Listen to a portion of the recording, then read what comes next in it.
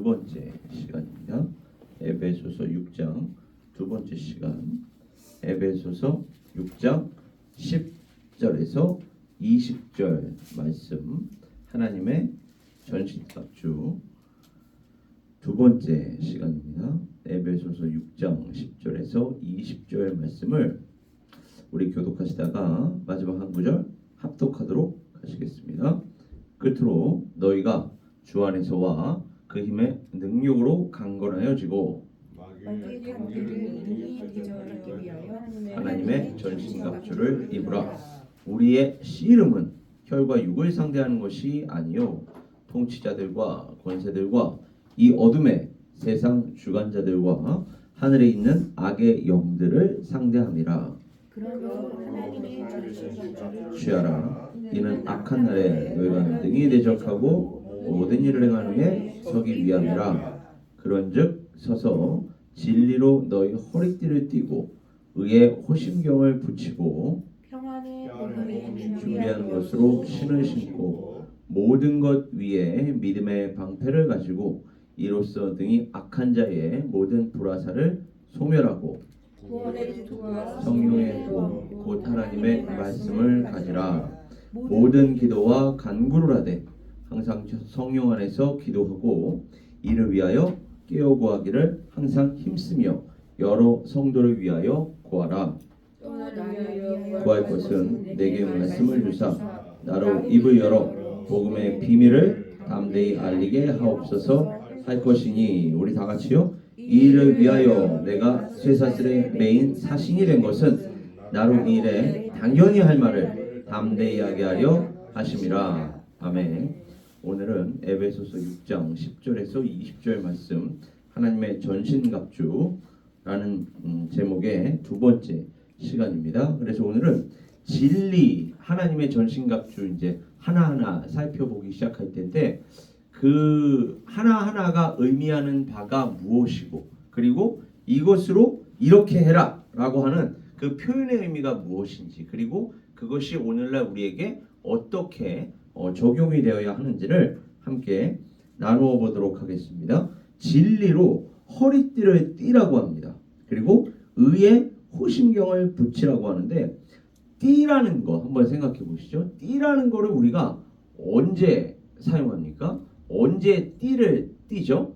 모든 것들을 다 입고 난 후에. 예를 들면 이제 저 같은 경우에도 속옷을 입고 그 다음에 그 속옷 위에 입을 또 하나의 옷을 입고 그 다음에 와이셔츠를 입고 바지를 입고 그리고 나서 비로소 그 허리띠를 이제 매는 거 아닙니까? 그러니까 이제 거의 마지막에 허리띠를 맨단 말이죠.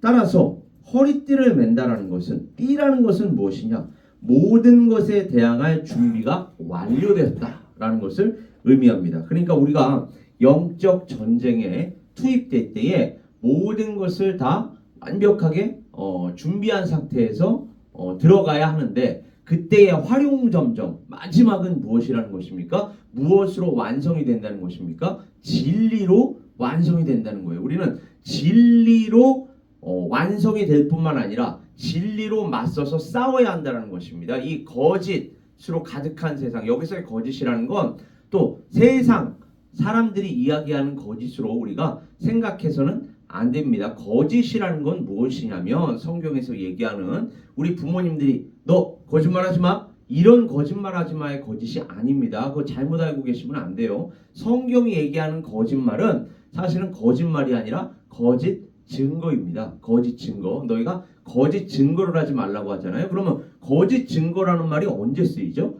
재판정에서 쓰입니다. 그죠? 그래서 재판정에서 증인이 거짓을 고하면 그 위증죄라 그러죠. 그러니까 여러분, 그게 무슨 말이에요? 우리는 언젠가 하나님의 심판대 앞에 다 서게 됩니다. 그때에 진리가 아닌 엉뚱한 거 가지고 서면 우리는 죽는다는 거예요. 그러니까 우리는 하나님의 심판대 앞에 섰을 때에 진리만을 가지고 서야 하고 진리만을 이야기해야지, 엉뚱한 거 이야기하면 우리는 거기에서 죄를 면하기가 어렵다라는 것입니다. 그렇다면 여기서 진리라는 건 바로 길이요 진리요 생명이신 예수 그리스도 아니겠습니까? 그리고 이게 우리의 일상생활 속에서 적용이 된다면 어떻게 적용이 될 수 있을까요? 우리는 수많은 가치 기준으로 살아갑니다.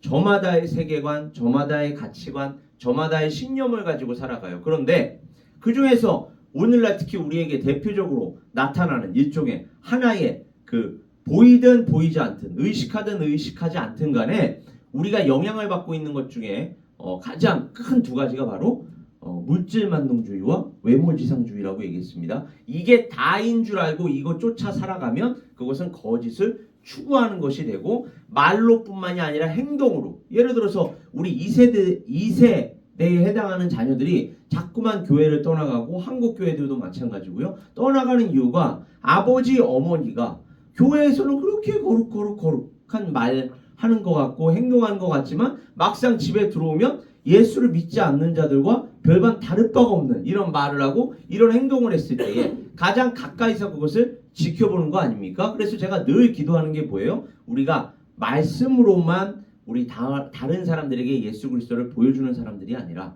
말로, 행동으로, 신앙으로, 인격으로, 삶으로 그때에 그들이 예수 그리스도를 우리를 통하여 발견하고 돌아온다는 것입니다. 따라서 진리를 증거한다는 건 꼭 우리가 말로 과거처럼 저 노방전도에 나가서 예수 믿으세요, 예수 믿고 구원 받으세요 그것뿐만이 아니라 예수를 보여주는 삶, 저 사람은 뭔가 다르구나, 말뿐만이 아니라 행동이 우리하고 뭔가 다르구나, 신앙이 다르구나, 인격이 다르구나, 삶이 다르구나, 이게 바로 진리를 추구하는 삶이 되는 것입니다. 그리고 왜 다르냐를 물어봤을 때에 우리는 진리를 기준으로 삼아 산다. 그리고 그 진리란 바로 하나님의 말씀, 예수 그리스도의 복음이다. 이렇게 우리는 진리로 완성이 되어야 하고 진리로 세상 가운데 나가서 영적 전쟁을 치러야 할 줄 믿습니다. 이게 바로 성경이 얘기하는 진리와 거짓이에요. 그러니까 거짓 선지자란 뭐예요? 예수 그리스도로 완성시키지 않은, 그냥 이 땅에서 하나님 잘 믿으면 이 땅에서도 잘 먹고 잘 살 수 있어. 잘 먹고 잘 살 수도 있습니다. 그러나 예수를 잘 못 믿어도 잘 먹고 잘 살 수 있어요. 바꿔 얘기하면 또 예수를 잘 믿어도 잘 먹고 잘 못 살 수도 있습니다. 왜요? 하나님께서 우리를 향한 그 목적은 다 다르기 때문에 다 쓰임새가 다르단 말이에요. 그러니까 어떤 사람은 부한 그런 상태로 끌고 가시면서 부한자로 사용하실 수도 있지만 어떤 사람은 또 가난한 상태로 끌고 가시면서 그 가난한 상태에 있는 우리를 통해서 하나님께서 당신의 영광을 나타내실 수도 있단 말이죠. 그러니까 그게 꼭 하나님을 잘 믿어야만 이 땅 위에 서도 잘 먹고 잘 살 수 있고 저 하나님의 나라에 가서도 영원한 생명을 누릴 수 있다. 이것은 형통복음이라고 제가 말씀드렸습니다. 이거를 기복신앙이라고 얘기하는 거예요. 기복신앙, 맞는 측면도 있지만 안 맞는 측면이 너무너무 강하기 때문에 특히 이 땅 위에서 현세적인 복이 다인 것처럼, 이게 다인 것처럼 이야기하는 게 거짓이라는 것입니다. 이게 다가 아니라 이 땅 위에서의 부귀영화가 좋은 줄 안다면 저 하나님 나라에서의 부귀영화는 얼마나 더 좋겠습니까? 이렇게 이제 나아가야 하는 것이죠. 그러니까 이 땅 위에서의 부귀영화를 추구할 것이 아니라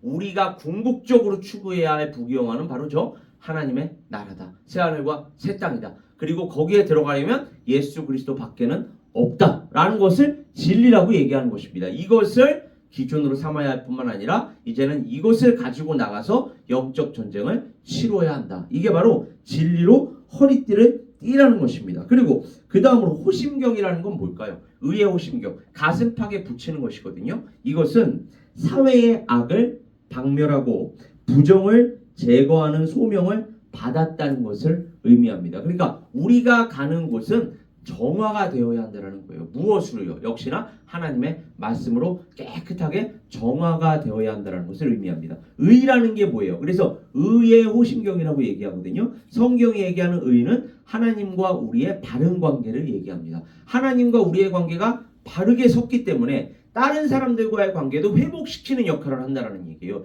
회복시키면 그것이 바로 이 세상에 존재하는 모든 문제를 해결하는 키가 된다는 것입니다. 그래서 의의 호심경을 붙여라. 그래서 의의 호심경을 붙이고 가서 이 세상의 더러운 악, 이 세상이 이야기하는 죄, 이러한 것들까지도 깨끗하게 정화하는 사역을 감당해야 한다. 바로 이 두 가지, 진리로 허리띠를 삼고 의의 호심경을 붙이라로 먼저 시작을 했는데 이 진리라는 이 표현은 사실은 오늘 본문 말씀에만 등장하는 것이 아니라 예수 그리스도께서 아주 반복적으로 우리에게 가르쳐 주신 그러한 교훈이기도 합니다. 그래서 너희가 내 말에 거하면, 그러니까 진리라는 게 뭐예요?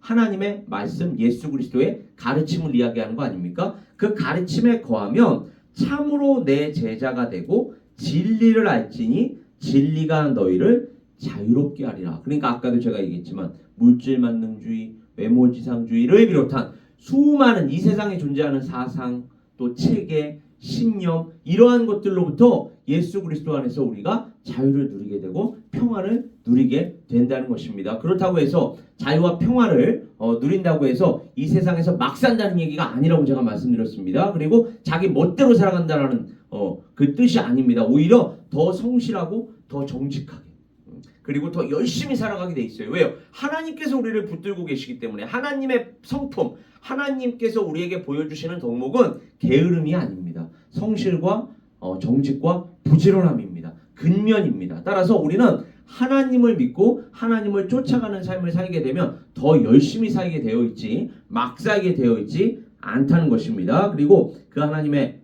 말씀은 거룩한 진리다라고 요한복음 17장 17절은 이야기합니다. 또 베드로전서 1장 13절을 가보면 잘 들어보세요. 그러므로 너희 마음의 허리를 동이고 마음의 허리를 동이래요.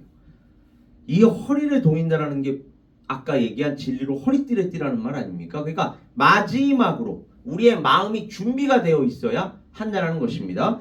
허리를 동이고 근신하여 예수 그리스도께서 나타나실 때에 완성이 되어야 한다는 것이죠. 예수 그리스도께서 재림하실 때까지 그 재림에 대한 준비를 우리가 마치지 아니하면 우리는 그 하나님의 나라에 들어갈 수가 없기 때문에 그렇습니다. 그때에 너희에게 가져다 주실 은혜를 온전히 바랄지어다. 이렇게 얘기합니다. 그리고 의라는 것, 그 다음으로 그 안에서 발견되려 함이니 내가 가진 의는 율법에서 난 것이 아니요. 그러니까 세상은 나의 선한 행동, 선한 말, 이걸 통해서 우리가 의다 이렇게 얘기하는데 성경이 얘기하는 의는 우리의 말이나 우리의 행동에서 비롯되는 것이 아니라 오직 그리스도를 믿음으로 말미암아 되는 것이다.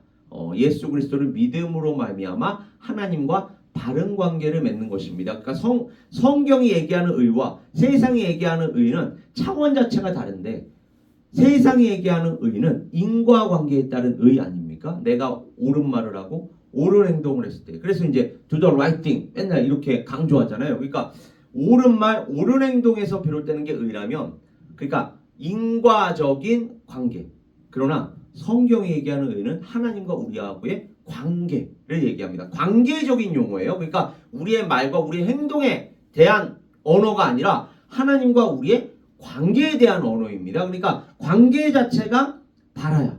그래서 교회에서도 제가 늘 이야기하는 게 뭐예요? 어떠한 사역을 감당하기 전에 우리 형제 자매들과 바른 관계를 맺는 것이 먼저다. 아무리 내가 청산유수같이 말을 하고 아무리 예를 들어 반주자라 그러면 반주를 아주 주옥같이 쳐도 그 반주를 듣는 또 저의 말씀을 듣는 사람들과 관계가 좋지 않으면 말씀 자체가 은혜가 되지 않고 찬송 자체가 은혜가 되지 않습니다. 그러나 관계가 좋으면요 조금 말씀이 좋지 않아도 반주가 좋지 않아도 그렇게 아름답게 들릴 수가 없어요. 왜요? 그 사람과 자기하고의 관계가 좋기 때문에 그렇습니다. 다 되는 것입니다. 그러니까 교회는 이 은혜로 된다라는 또 다른 표현이 뭐예요? 관계, 바른 관계를 통해서 모든 것들이 다 풀리는 공동체인 줄 믿습니다. 먼저는 하나님과의 바른 관계 그리고 옆에 있는 형제자매들과의 바른 관계 이게 바로 십자가 아닙니까? 그러니까 세상 사람들에게 있어서 심지어 유대인들에게조차도 십자가는 저주의 상징이지만 우리 예수 그리스도를 믿는 자들에게는 십자가가 평화의 상징인 줄 믿습니다. 회복의 상징인 줄 믿습니다. 그래서 믿음으로 하나님께로부터 난 의다. 근데 감사하게도 우리가 이 의를 세운 게 아니라 하나님께서 세워주신 것이다. 그러니까 하나님으로부터 시작해서 하나님으로부터 끝나는 것이 바로 의다. 그리고 너는 대장부처럼 허리를 묶고 내가 내게 묻는 것을 대답할지니라. 이게 이제 욥기서 후반부에 또 나오지 않습니까? 그리고 나훔서에 가보더라도 파괴하는 자가 너를 치러 올라왔대요. 너는 산성을 지키며 길을 파수하며 내 허리를 견고히 묶고 이렇게 그러니까 영적 전쟁을 치를 때의 마지막 단계 허리를 견고히 묶는 거 그리고 내 힘을 굳게 할지어다. 그리고 두 가지만 더 살펴보자면 누가복음에서 예수님께서 비유 가운데 이런 말씀을 하십니다.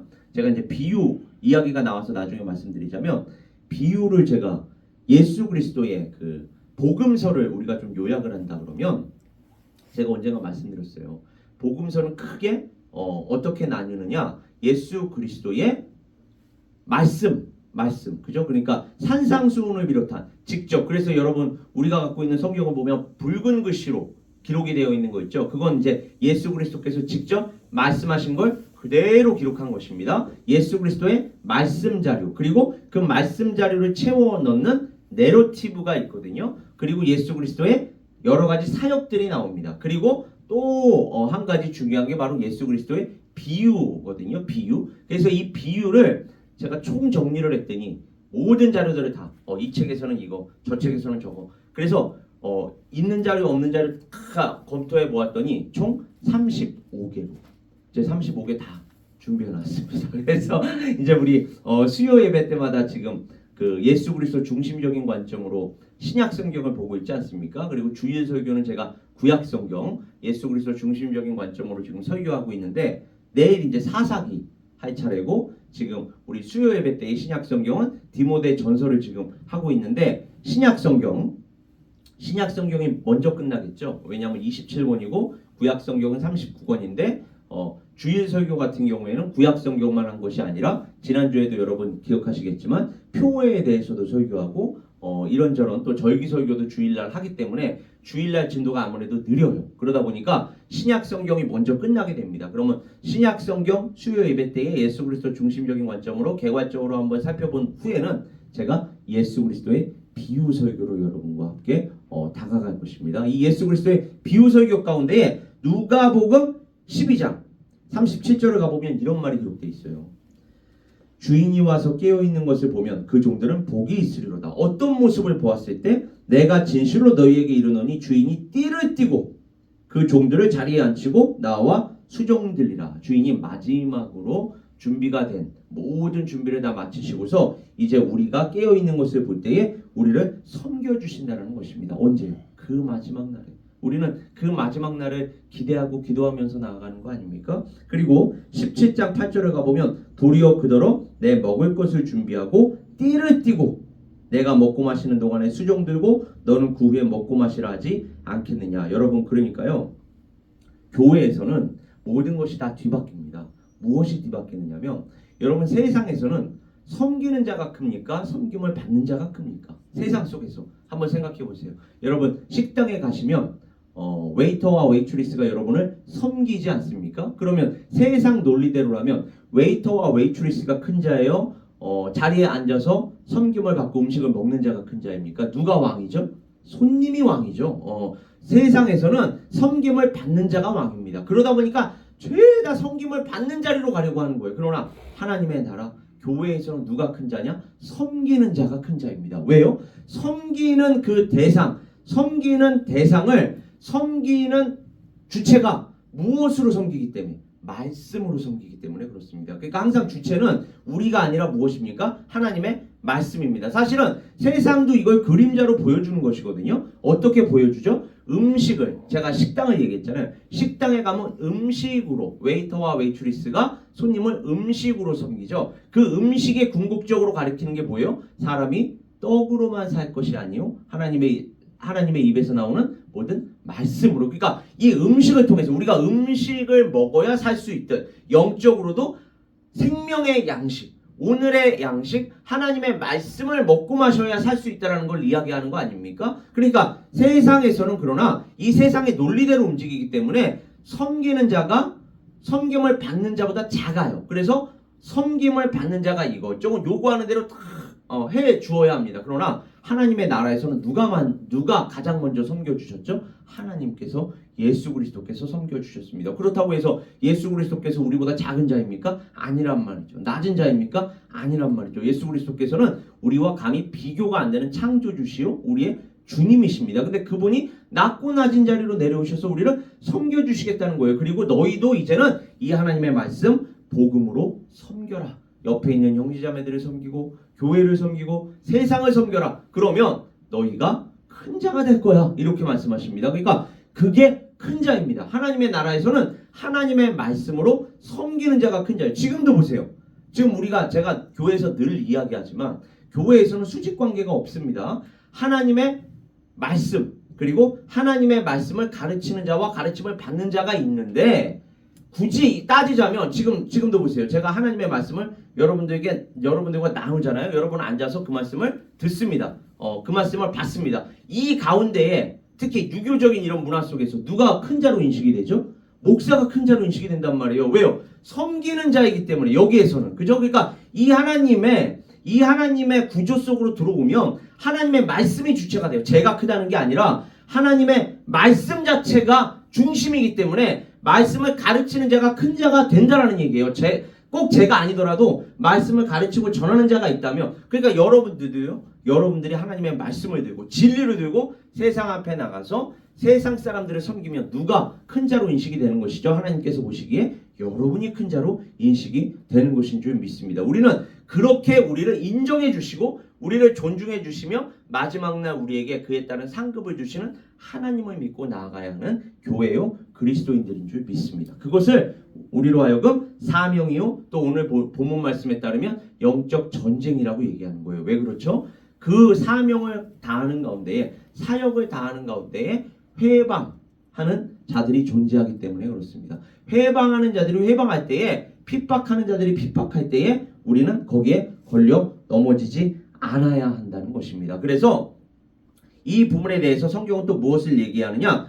행군과 사명을 수행하기 위해 필요한 것이 있는데 그게 바로 평안히 준비한 것으로 신는 신발이다. 이렇게 얘기합니다. 그러니까 우리가 행군, 사명을 감당하려면 행군하려면 뭐가 필요하죠? 행군을 하기 위한 신발이 필요하다는 것입니다. 맨발로 행군하는 사람은 없잖아요. 그죠? 행군을 하기 위해서는 신발, 단단한 신발이 필요합니다. 왜요? 걷다 보면 가시도 나오고 걷다 보면 돌도 나오고 걷다 보면 우리를 찌를 수 있는 우리를 상하게 할 수 있는 수많은 장애물들이 나오는데 그것을 우리가 평안히 준비한 것으로 신는 신발로 그리고 불화살, 공격을 받게 된단 말이죠. 불화살을 막을 수 있게 큰 사각형 모양으로 고안이 된 로마 병사들이 쓰던 이 방패에 착안하여 지금 사도 바울이 무엇을 이야기하느냐?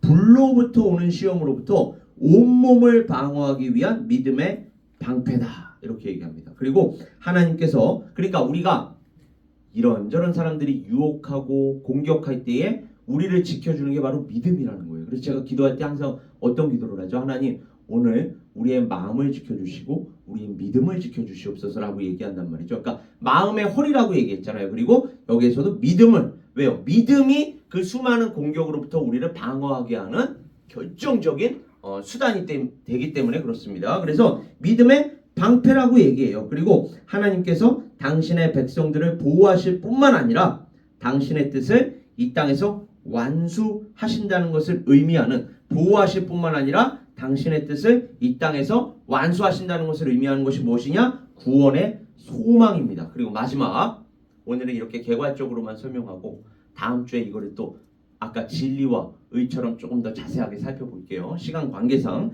그래서 검과 같이 베는 힘을 지니었을 뿐만 아니라 마귀 또는 사탄의 권세를 제압할 수 있는 유일한 공격용 무기 무엇입니까? 하나님의 말씀을 가지라. 그때 우리는 이 영적 전쟁에서 승리할 줄 믿습니다. 오늘 하루도 그리고 주님께서 다시 오시는 그날까지 이렇게 하나님의 전신갑주로 늘 승리하시고 하나님께 영광 돌릴 뿐만 아니라 모든 사명 감당하시는 우리 각사람 에베네스의 선교교회 될 수 있기를 주님의 이름으로 축원합니다. 우리 시간 함께 기도하겠습니다. 아버지 하나님